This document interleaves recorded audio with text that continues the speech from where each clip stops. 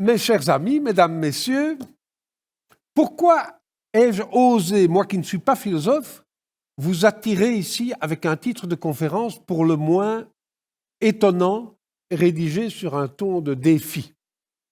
Eh bien, c'est parce que notre temps souffre d'une telle confusion du langage que la plupart des notions se sont affadies avec le temps et certaines même sont devenues non seulement erronées, mais parfois diamétralement opposées à leur sens premier et véritable. Parmi celles-ci, il y a le terme de philosophie.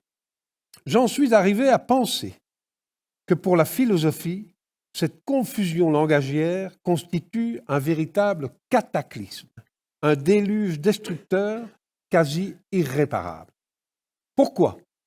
Mais tout simplement parce qu'il bloque, à mon avis, toute vocation philosophique chez un enfant ou chez un aspirant sincère qui pourrait ou devrait attendre beaucoup de la philosophie. Je m'explique.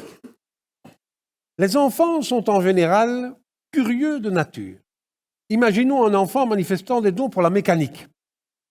Il peut tout naturellement se diriger ou on peut facilement l'orienter. Il trouvera bien vite des exemples vivants à imiter.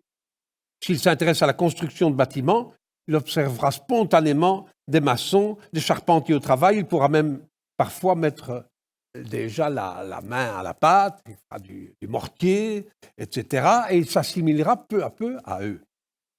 Il en va de même pour beaucoup d'arts et de sciences, où un contact avec des maîtres fera croître son admiration et augmenter ses certitudes. Beaucoup parmi nos enfants ici font de la musique, font du théâtre, ils savent déjà ce qu'est cette branche. Mais qu'en est-il de l'enfant philosophe qui se pose des questions fondamentales? Lui seul risque de ne trouver aucune réponse à ses aspirations, à ses aptitudes ou à ses désirs. Vous me direz peut-être qu'on pourra le mettre en contact avec des professeurs de philosophie ou un oncle qui enseigne à l'université et qui lui feront lire Heidegger, par exemple, ou Kant ou Hegel. Et moi, je vous répondrai, il n'y comprendra rien.